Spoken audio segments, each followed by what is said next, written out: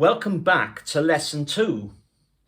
Have you remembered that very useful sentence from the end of lesson 1? Father Charles goes down and ends battle. You have? Good. And have you remembered that you only need to look at the last sharp and go up one semitone to find the major key to which the key signature belongs? Let's put these two facts to the test. What is the key of a scale or a piece with 3 sharps in the key signature? Okay, 3 sharps. Father Charles goes. The last sharp is G sharp. Go up a semitone higher than G sharp and you get the note A. So the key of this music is A major. 5 sharps. Father Charles goes down and. A sharp. Go up a semitone to B. The key is B major. 7 sharps. Father Charles goes down and ends battle. B sharp. Go up a semitone from B sharp and you get to C sharp. So the key of the music is C sharp major. And that is how to work out what major key a piece is in just by reading the key signature and just by looking at the final sharp and going up one semitone. But what if we want to compose a piece of music in, say, D major, and we don't already know its key signature? Let's reverse the process. Find D, find the sharp key immediately below it, it's C sharp. So the key signature is going to end with C sharp, therefore Father Charles. Just 2 sharps. Father Charles, C sharp, go up a semitone to D. Did you see there how I reversed the process? Trickier one now. E major. Find E. And the sharp key immediately below it is D sharp. So the key signature ends with D sharp. Therefore, Father Charles goes down. 4 sharps. Trickier one now. F sharp major. Find F sharp. And the sharp key immediately below it is E sharp. Yes, the white key. E sharp. So the key signature is going to end with E sharp. Therefore, the key signature of F sharp major is Father Charles goes down and ends. F, C, G, D, A, E. And now for an impossible one. G sharp major. Find G sharp. And there isn't a sharp key immediately below it. Unless you want to call it F double sharp. But we don't have double sharps in key signatures, so it is impossible. If you want to, pause for a few minutes before we tackle learning flat key signatures.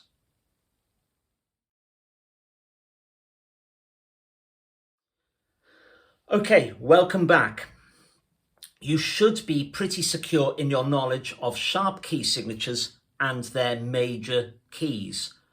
So let's make sure now in this lesson that you are just as secure with flat key signatures and their major keys. You'll remember how we started with a simple scale of C major. And we're going to start there again, but for reasons which will become clear as we go along, I'm going to use a descending scale of C major. Here it is.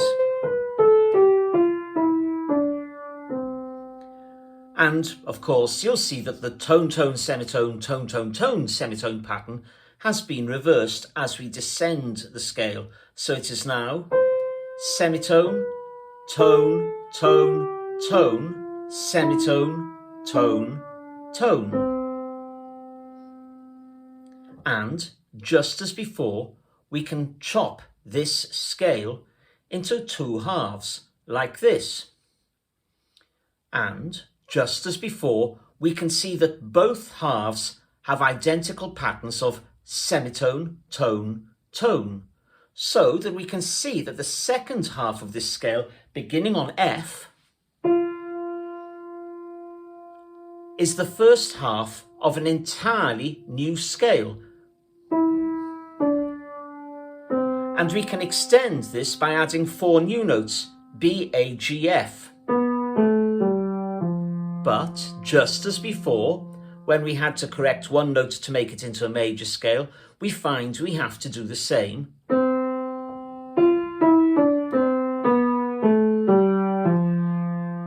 And it's that B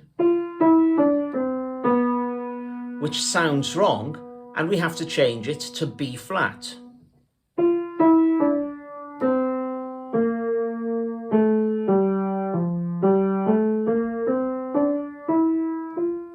So F major has B flat in the scale, and we can put that B flat into the key signature.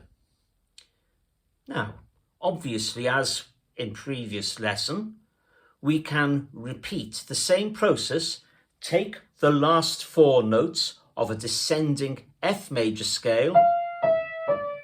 There's the B flat, so it's going to begin on B flat.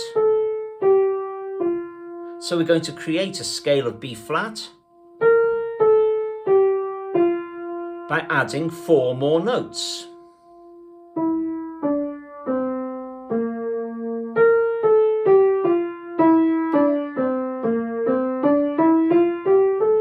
But again, that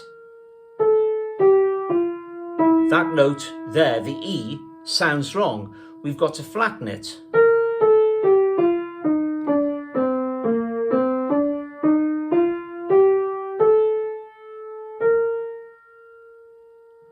So when we create a scale of B flat, we have to add in 1 more flat again, E flat. So the key signature of B flat major has 2 flats in it, B flat and E flat.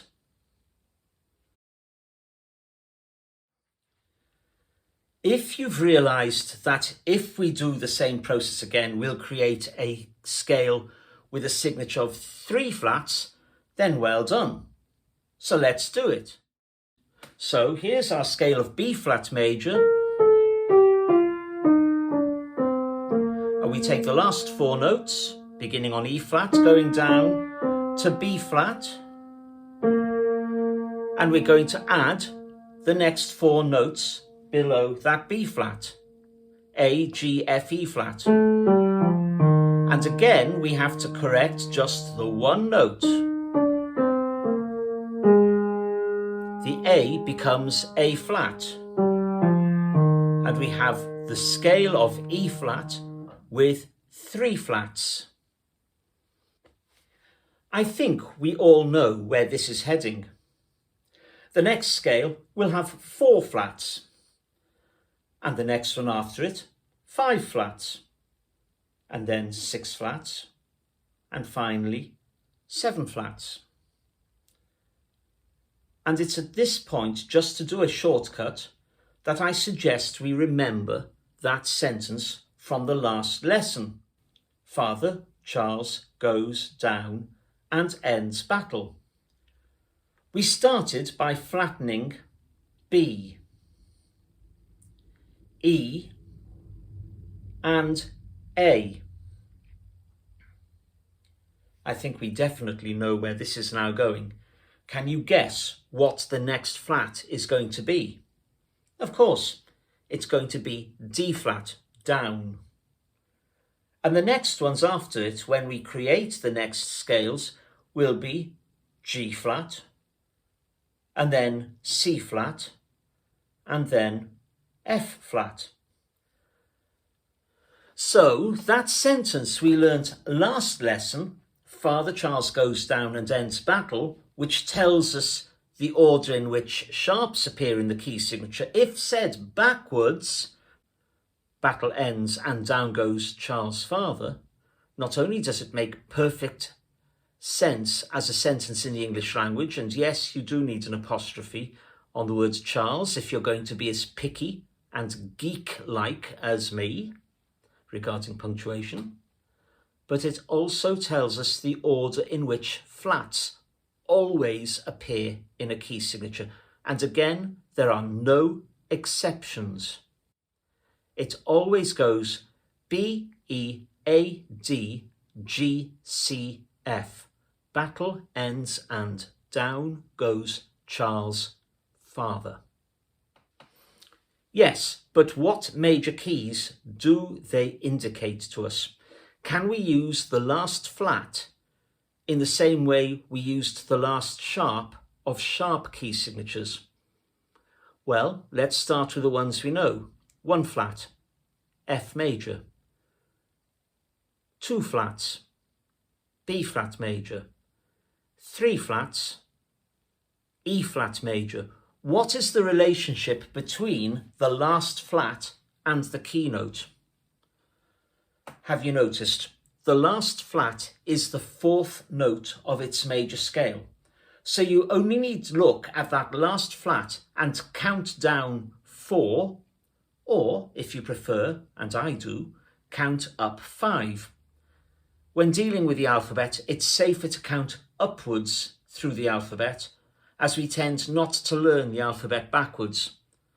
And there'll be another benefit which we'll discover in a couple of lessons' time. So look at the last flat and count up 5, including the flat itself. So, 1 flat, battle. Count up 5 from B flat. B, C, D, E, F. F major. 2 flats, battle ends. Count up 5 from E flat. E, F, G, A, B. B flat major, because the B has already been flattened in the key signature. 3 flats, battle ends and. Count up 5 from A flat.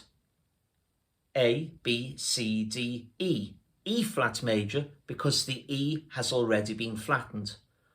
4 flats, battle ends and down. Count up 5 from D. D, E, F, G, A flat major. 5 flats, battle ends and down goes. Count up 5 from G. G, A, B, C, D. D flat major. 6 flats, battle ends and down goes Charles. Count up 5 from the C flat. C, D, E, F, G. G flat major. Finally, 7 flats, battle ends and down goes Charles' father. Count up 5 from F flat. F, G, A, B, C. C flat major, because the C is already flattened in the key signature. So there's the simple rule. Just look at the last flat and count up 5 for the major key indicated by the key signature. What about reversing the process?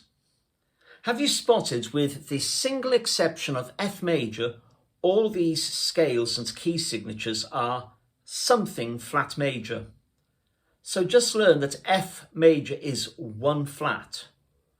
But with all the others, count down 5 to find the last flat, or if you prefer, count up to 4.